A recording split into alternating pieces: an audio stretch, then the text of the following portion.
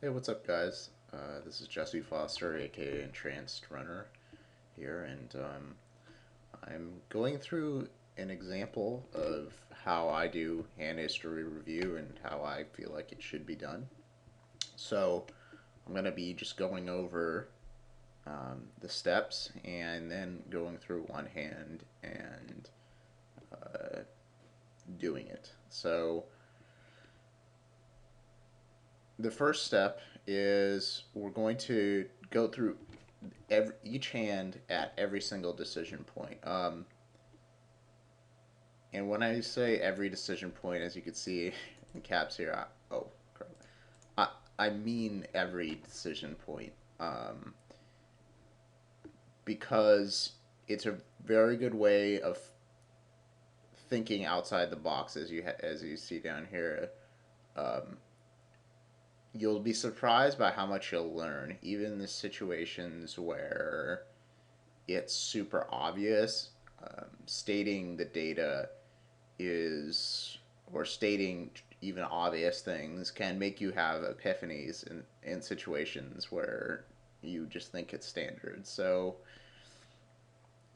you want to also state the objective data as much as possible. And what that usually means is, you know, stating history and then stating mathematical facts such as pot odds, um,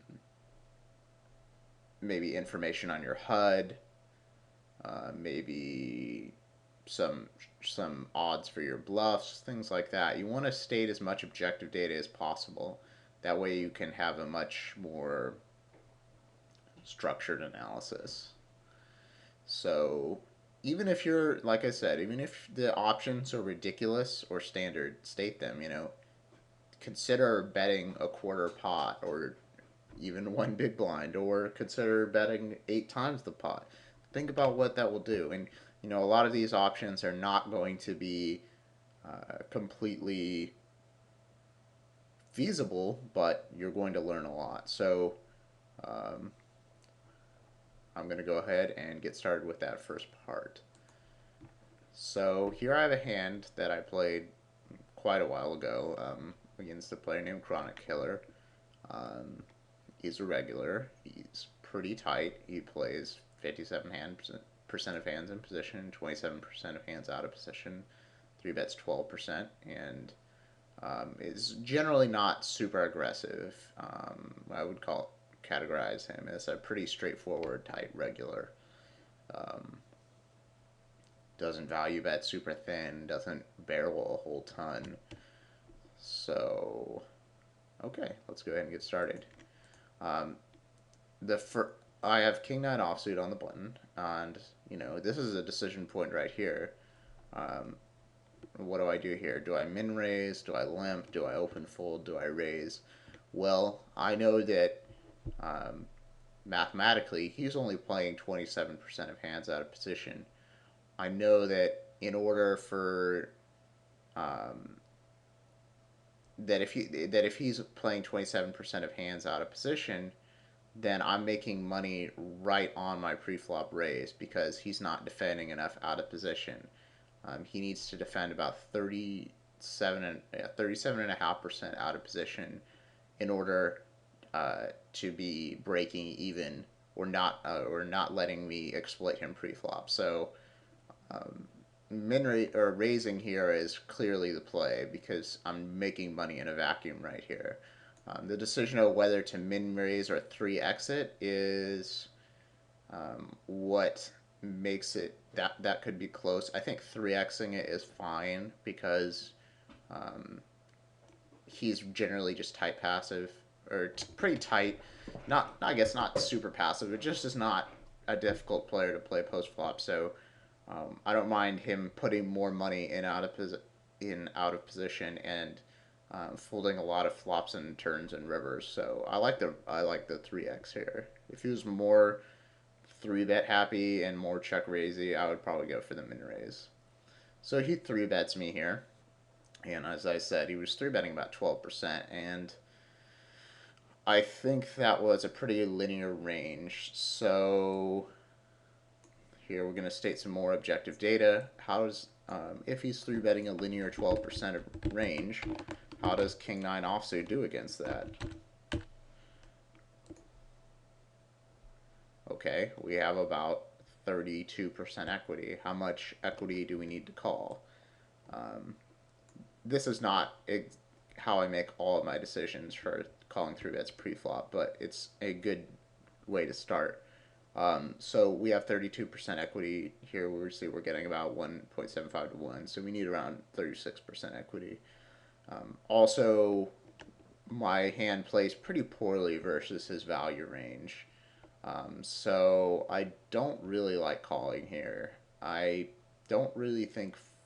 I think 4-betting could be okay, but since we do have a blocker and maybe he'll fold some of his weaker hands. But I imagine my image was pretty loose at the time, so I think 4-betting would be an okay option, but wouldn't be. I don't know. No, I actually don't like 4-betting because I don't think he's gonna fold too much because his range is just so tight pre-flop and my image is bad, so he's probably just gonna jam it in. Um, Folding is, I think, the best option because he's not 3-betting that much, and I don't have to worry about getting exploited here because of his style, you know. And calling, I think calling is probably the worst option because even if he plays pretty poorly post flop, if I'm going to be defending 3-bets with weaker hands, I would prefer to do it with a hand that is not so um, rever- reverse dominated, or sorry, not reverse dominated, just dominated a lot of the time. So I'm not a big fan of my call here. I think it's pretty poor. Um, but I do call. So the flop is Jack 9-8, and he c-bets into me. I don't remember specifically, but I think that was about his standard sizing. Um, and let's actually look at what his c-bet percentage was. Where is it? Doo-doo-doo. Huh. Oh, there it is. Okay, sorry. So his c-bet percentage on down here, you can see in 3-bet pots, it's 92%. So his range here is pretty much anything that he's 3-betting, he's c-betting. And we can see up at the top on the c-bet stat, flop turn river, that he barrels the turn pretty infrequently and overall. So um, I don't have a 3-bet pot double barrel stat, but I do have the turn double barrel stat, so I know that he probably does not double barrel or triple barrel all that much. But when he does follow through on the turn, he's likely to follow through on the river. So here I can probably make a call and fold to further action because I'm pretty confident that he's not going to be barreling me a whole ton.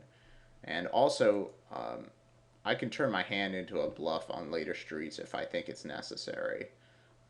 Because there's going to be a lot of, if he has a hand like a Jack X or an overpair, it's going to be pretty difficult for him to call down on like 7x and 10x and Queen X turns and maybe some heart turns. So I think it's definitely an okay spot to call, both as a float and because we have equity and he is likely to give up given his style. And we only need to be good. We're getting, what is that, 2.63 to 1, so don't need to be good all that often. So the turn brings a 4 straight, and I think this is a card that will affect his range, that affect his double barreling uh, range quite a bit. I think that if he were to bet this turn, that his range would be highly polarized. I don't think he would bet even a set of jacks here.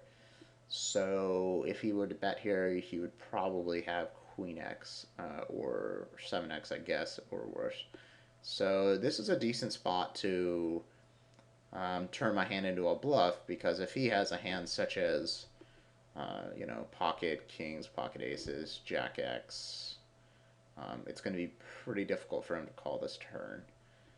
Um, but I also thought it was possible he could be trapping me. Anyway, so he does not bet, and it's to me, and I decide I have two options here. I can check or I can bet. As I stated earlier, I decide to check because I don't really know why I decided to check. I think this would be a decent spot to like half pot the turn, and or maybe like 1/3 pot the turn and then shove the river, because that would allow him to call with hands like two pair and stuff like that, and then fold the river to around a 2/3 or 3/4 pot shove. So I think that would be a pretty good option. I think betting large would be okay. I mean, I guess I could bet like 175 or 160 or something, and then just fold to a shove.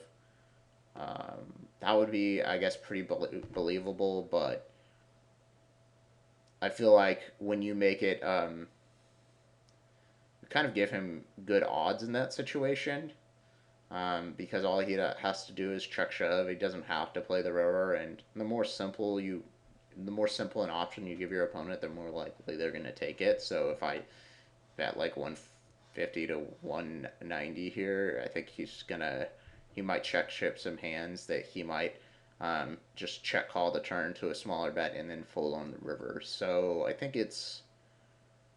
um, I think if I'm gonna bet here, it should be.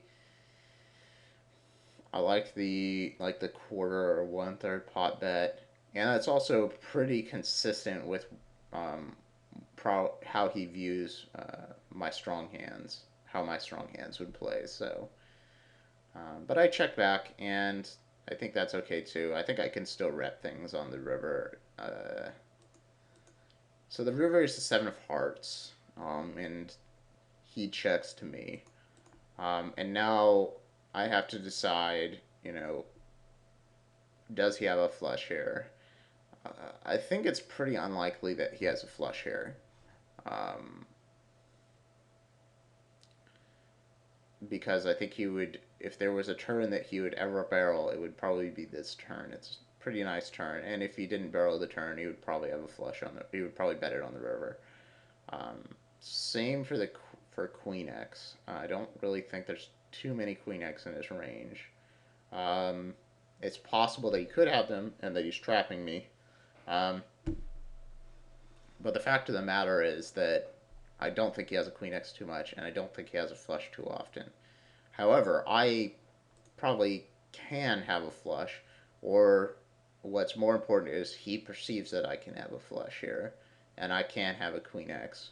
So this is a situation where I like to overbet bluff a lot because, like I said, he just does not have hands all that often. Um, so let's state some objective data here. How often does our shove have to work in order for it to be plus EV? So very quick calculation. We bet the amount we divide the amount we are risking, which is $330. We add the $196 in the pot plus 330, and we'll get the frequency that the bet has to work. So our bet has to work 63% of the time.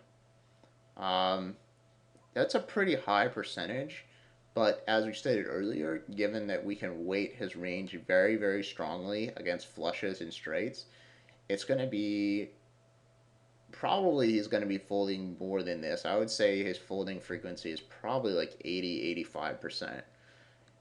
Because let's state a little bit more objective data. What kind of odds is he getting on the river? Okay, he's getting 196 plus 330 divided into 330. So he's getting about, I think that's, 1.6 to 1, which means he needs to be good.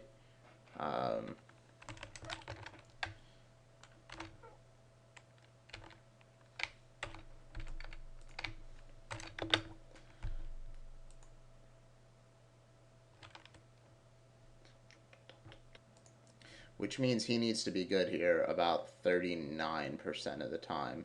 Oh, wait, something I should also consider.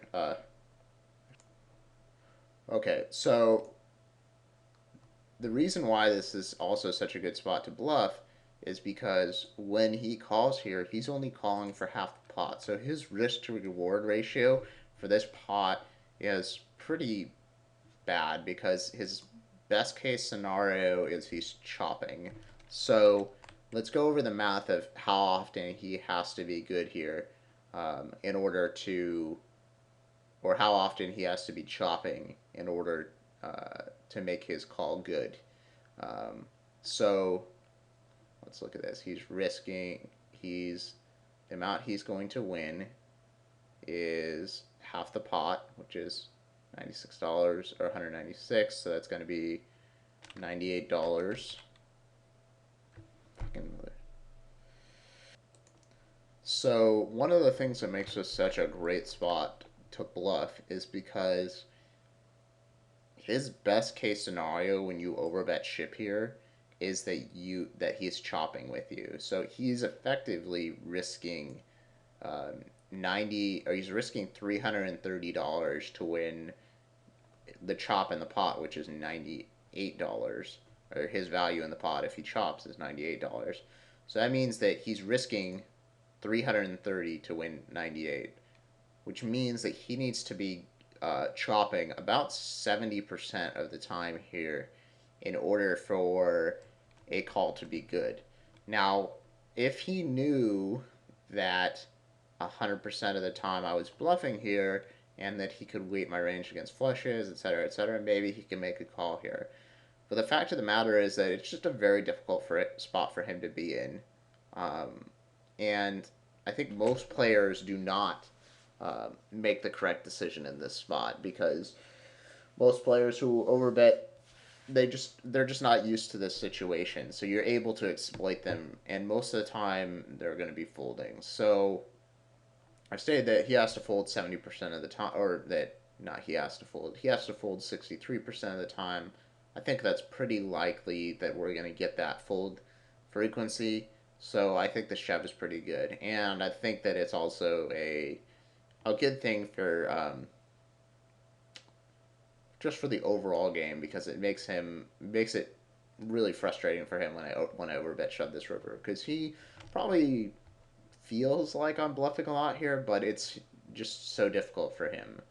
Um, so yeah, so I shoved the river, and he called, and I was very surprised by what he had.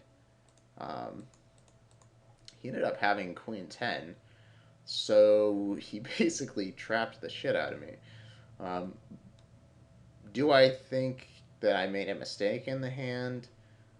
I would say some of my assumptions were wrong. That um, that he would never have a queen here. That assumption was obviously incorrect. Do I think that um, if I could do it again, would I do the same thing? I think I probably would. Just because he has a queen here does not necessarily mean that he will always play a queen like this. I think he'll play a queen like this some percentage of the time, but it's only going to be some percentage of the time, and the rest of the time he's going to be playing. I mean, he's only going to play Queen X like this some of the time, whereas he's always going to play Ace Jack like this. He's always going to play aces like this. So the majority of his range that gets to on the river is still going to be most of the time not a flush and not a straight. So um, I think he played it well. I think he played it really well. And hopefully at the time I played this, I took a note and adjusted. Um, so the next step, I know it's not over yet. Um, it can be doing these reviews can be very long, but you will learn a lot. So um, the next thing to the hand history analysis is how did our opponent play? Um, how did he play it well? Did he not play it well? What are the merits of his plays? One of the big things you want to do when you're evaluating your opponent's play is, be respectful of them. If you constantly call your opponents donks and idiots and all that, you're not going to respect them. And when you don't respect them, you're actually opening yourself up um, to you're missing information, and it's going to be um, easier for them to attack you because you don't give them credit for any skill. Even weak players can make good plays. Some people just excel at certain little things, like a player who most people would consider to be really donk and really bad would be a player who's donking a lot. So one of the next things we want to do is evaluate how our opponent played in the hand. Um, One of the keys to this is not marginalizing your opponent. What do I mean by that? Um, you should always treat your opponents with respect, especially when you're evaluating play, because there are things that you can learn from even the weakest of players. It might be learning something not to do, but if you don't respect your opponent, you'll never be able to look at their plays and really evaluate them objectively. If you make value based judgments such as this guy's a donk, this guy's um, very good, he's very good, he's better than me. Don't state things like that. State like the objective things like oh fucking. Okay, so the next step is evaluating how well your opponent played. Um, it's important that you try and stay objective during this time and when you evaluate your opponent's play, and don't make value based judgments. We can pretty much learn from any type of opponent, even weaker players.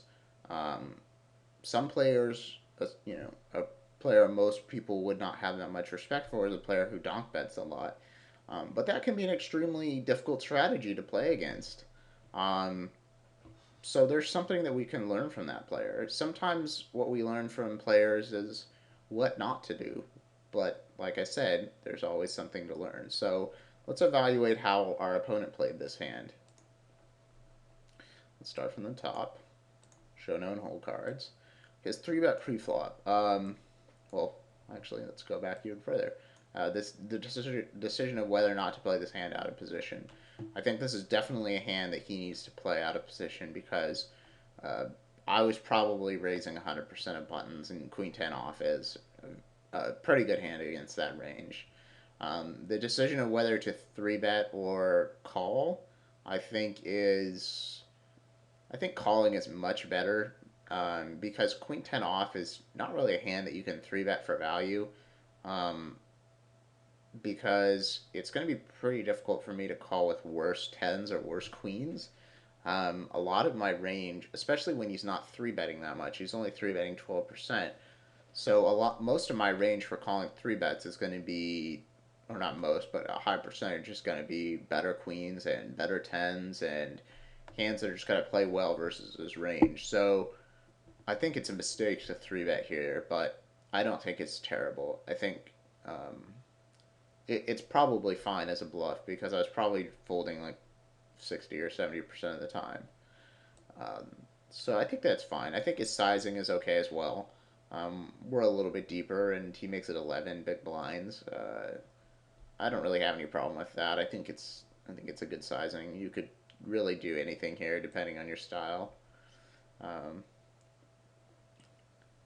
he flops the nuts and he c-bets, and I think that's totally fine. I think if he checks on a wet board like this, well, actually, checking might be a good option because given his reads of me, which were probably pretty aggro, he probably thinks I would bet a lot here, and I would bet a lot here. I would probably even bet my 9x here, if he were to check to me, because his perceived range when he checks his flop is a lot of hands such as um,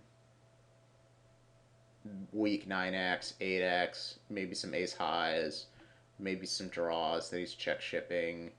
Uh, probably not too many strong hands, so it would be an okay spot to check and go for either a check raise or a check call. Probably a check raise.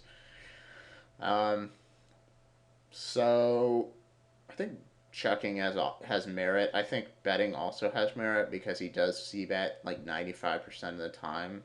So for balance reasons and because it's just consistent with his overall game plan to see bet here with the nuts. So and it might be a little bit fishy if he checks, but I probably would bet anyway. The turn, the board four straights, which is a pretty bad card for him because now it's going to be much more difficult for him to get value. And he decides to check. I like his check here a lot, actually, because it's going to be very difficult for him to get value from worse hands. I mean, some hands I'm just going to go broke with, like a set here. I'm probably just getting the money in, and maybe some power plus flush draw and 7x. There's a lot of hands I'm getting in here, but um, or not a there are a fair amount, but combinatorically most of my range is going to be like middle pair, two pair, things like that. So, and I also think it's pretty consistent with the rest of his range because most of his range on this turn is going to be checking. So, this is a good spot for him to um, kind of trap me because there's it's difficult for him to get value from wars, but it's possible that I will make a stab at it given his perceived range because his perceived range on this turn when he checks is pretty weak. But I check back, and on the river the flush hits. Um, Now here he checks. I think this is a spot where if I were him, I would probably go for a value bet because I think that if I'm in his spot, um, or yeah, if I have the queen here, and I bet like half pot, I expect to get called by a lot because um, it's very possible he could be trying to steal it, and I probably would end up calling with the chop. Um, so I think a value bet of like half pot would be good. I think an overbet shove would be um, I don't think it would be great because I think it would be very difficult for me for it's kind of difficult because I'm kind of getting my tenses mixed up. But if I was him and I had the queen, um, I would expect it to be difficult for my opponent, in this case me, to make that call on the river if he overbet shoves. If he overbet shoves, it's just going to be too difficult for your opponent to call with war, so I don't like that. Um, So half pot is a viable option. Maybe a quarter pot would also be a viable option because if he bets like $70 here or $60 or whatever it is, or $50, math, uh, it would be, especially if a rate of a player is pretty aggressive. Um, I probably would turn my hand into a bluff a fair amount versus that perceived block bet. So that would be a really good way to induce some bluffs. As is, he checks. There's two reasons he could possibly check here. One is because he thinks I'm going to bet at the pot a lot and he wants to check shove or check call, or because he is a huge nit and doesn't think that this hand is good enough to value bet. I think he was a little bit on the nitty side, but I don't think he was nitty enough to not realize Queen X was like the pretty much the nuts here, um, given the way I was playing, the way he was playing. So I think that he probably checked because he thought I was gonna make some sort of move at the pot and turn my hand into a bluff, and I did, and he called, and I think overall I think he played it pretty well. I think actually yeah I think every single street he played well except for pre-flop. I think pre-flop this was probably a mistake, but he outplayed me or played very well on every other street. So what can I learn from this player? What did he do in this hand? Well, he did a very good job of, um, he checked, or he really disguised his hand well, um, and he balanced his range in a situation where his perceived range was very weak, and he chose a very good spot to trap, and got to give him credit for that. I mean, he played this hand pretty damn well. So, yeah, um, that's a full review of this hand. I think its total time is about 25 minutes. This type of review obviously takes a lot of time, but you just learn so much from it. So don't be afraid to take a long time and review hands because that's where the learning is. Um, Now, let's say you review a hand history and you're not really sure um, about a decision. You're not really sure of the math of overbet shoves on the river in shot pots. Um, you know, Post it and get some help. 2+2 is great. Um, you can post on my forum, Fortune Favors the Bold, um, any of the training site forums. But if you're going to post something, make sure you put effort into it. I see a lot of players who, when they post a hand, they will just post the hand history, um, a converted hand history, and what should I do here? If you're going to expect someone to give you a quality response, you have to actually give them information. So put a lot of effort into your post. Maybe spend 15 minutes typing up a post, and then, if you're gonna do it, follow up on it. You know, don't just post something and then and then never check it. Learning is active, so always come back to it and have a good discussion and be willing to accept other people's ideas because you'll just learn so much from it. So that's it. That's how I do hand history review, and yeah, gonna wrap this up.